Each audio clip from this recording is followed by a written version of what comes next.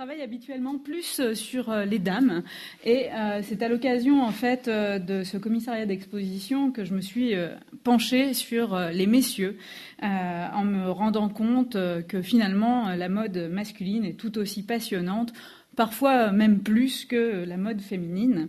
Et j'ai eu envie de m'interroger donc sur les accessoires de mode masculine. Alors, de quelle fonction témoignent en fait les gravures vénitiennes du XVIIIe siècle en matière d'accessoires vestimentaires masculins?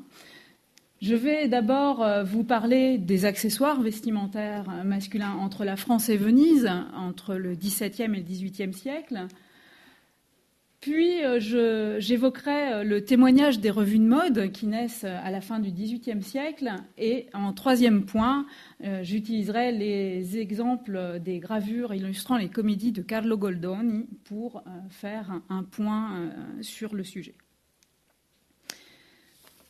Alors, de tout temps et en tout lieu, on peut dire que l'homme a cherché à se parer pour montrer à la fois ce qu'il est ou ce qu'il souhaite être. Et ça, il est prêt à dépenser des fortunes pour pouvoir y arriver. Afin de réguler ces dépenses somptuaires, on a créé des lois, des édits, et les rois et les États n'ont cessé au fil des siècles d'éditer des textes visant à limiter les dépenses. Et ici, par exemple, un édit de Louis XIII contre le luxe des habits en 1639 indique qu'il est, par exemple, interdit de porter sur les habits des boutons d'or ou d'argent, simples ou dorés, de cuivre ou de laiton, dorés ou émaillés, ou telle autre façon d'orfèvrerie, quelle qu'elle puisse être. On le voit, les accessoires vestimentaires, même si ce ne sont que des boutons, font l'objet de toutes les attentions.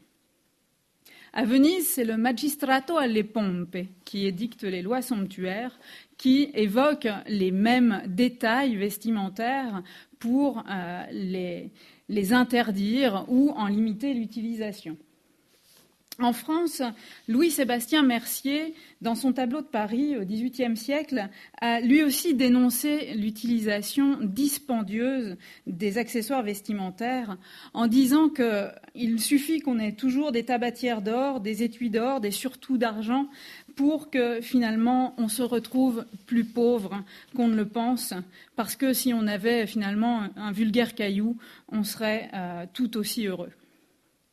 Il dit également que les bagues, les étuis, les bijoux et les montres circulent à la place de l'argent. Il dénonce également le règne des diamants.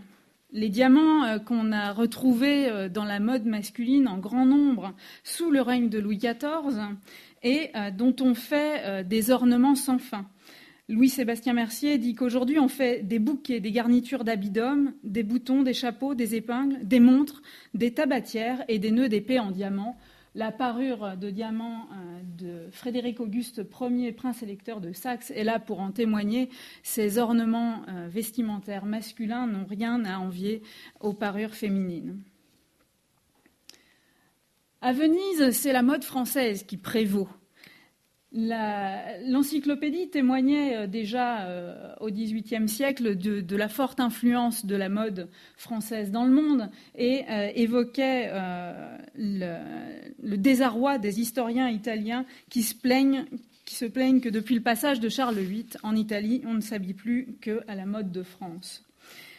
On pourrait citer également l'abbé Chiari qui explique comment il suffit de se faire passer pour une couturière française pour pouvoir faire fortune. Carlo Goldoni, un autre auteur vénitien, témoigne dans son œuvre de la mode française et de la place qu'elle tient dans la société vénitienne. Et ici, on a un dialogue de deux jeunes femmes, Giacinta et Brigida, qui devisent entre elles en critiquant les hommes, en disant que finalement, on dit souvent que les femmes sont folles de la mode, mais que les hommes font bien pire qu'elles. Et maintenant, ils portent des petits escarpins à boucles brillantes et qu'ils montent en carrosse avec des bas de soie. Et alors, on aime la mode parisienne, bien sûr, comme on le voit dans une autre œuvre de Goldoni. Pellarine a dit à quel point elle est contente que son protecteur apparaisse devant elle à la mode parisienne. Et lui-même, tout est beau dit qu'il se trouve transformé en amoureux en étant si bien habillé en parisien. Alors, ces accessoires vestimentaires masculins, à la base, ce ne sont que des objets utilitaires. Mais c'est le travail qu'on va faire sur ces objets qui va en faire tout le prix. Au XVIe siècle, au XVIIe siècle, on a eu l'occasion de voir de beaux portraits de ces périodes. L'accent est mis effectivement sur les boutons dont on aimait se parer et également sur les épées. On le voit ici dans les portraits présentés. La carte d'un orfèvre du XVIIIe siècle nous montre l'étendue de ce qu'un marchand d'orfèvrerie ou un producteur d'orfèvrerie pouvait proposer. Et on voit à quel point ces accessoires vestimentaires ont une place de choix. Les tabatières, les étuis à cure-dents, toute garniture ciselée à la dernière mode. Alors, dans ces garnitures, on a bien sûr les boucles, que ce soit boucles de culotte, boucles de col, boucles de bretelles, de chapeaux, etc. Elles sont de plus en plus ornementées. On y met des diamants, des ciselures, et on en invente de toutes sortes au fil du siècle. Il y a les tabatières. Alors depuis que le tabac est entré dans la mode, après avoir été un médicament, c'est vraiment de bon ton dans une conversation de sortir sa tabatière et de priser, à tel point qu'on va en faire, pour en changer tous les jours. On pourrait en faire un défilé de saison, puisqu'il y en a pour l'hiver, il y en a pour l'été, etc. Les boutons, j'en parlais, au XVIe siècle, sont des pièces d'orfèvrerie. Au XVIIIe, on ne s'arrête pas en si bon chemin et on va continuer à en produire de toutes sortes de métals qui soient, de métal noble ou pas.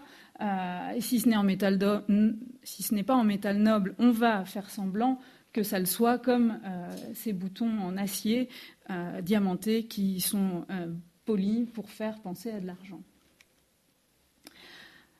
On a entendu parler de la montre et de sa place grandissante. Au XVIIIe siècle, c'est un accessoire masculin par excellence. Il pend à une châtelaine, la montre est cachée dans une poche et on exhibe toutes sortes de bijoux et de chaînes pendant à la ceinture pour signifier que l'on possède justement une montre que l'on ne montre pas. Les épées, ici 2 exemples qui sont conservés au musée de l'armée ici, font aussi l'objet de toutes les attentions et dépassent finalement leur rôle d'arme létale pour atteindre à l'ornementation. Les cannes, on ne sort plus sans sa canne ou presque, et on va l'ornementer avec un pommeau qui précisera le rang de celui qui la porte. Et tout cela fait partie de la mode. Et pour en témoigner, on peut se pencher vers une source nouvelle pour la deuxième partie du XVIIIe siècle. Ce sont les revues de mode. Et la première revue de mode en tant que telle est publiée à Paris. C'est le Cabinet des modes à partir de 1785. Il est rapidement copié en Italie l'année d'après sous le nom de Giornale delle nuove mode di Francia e d'Inghilterra en 1786. Et il sera copié également à Venise, la même année, par Josefa Cornol di Caminer, La donna galante ed erudita. Tout ça témoigne de la suprématie de la France en matière de mode, puisque ce sont les modes françaises que l'on exporte. Alors on voit bien la ressemblance ici. D'un côté, le journal milanais à gauche et à droite, le journal vénitien, et on voit bien que ce sont les mêmes gravures que l'on trouve dans les deux.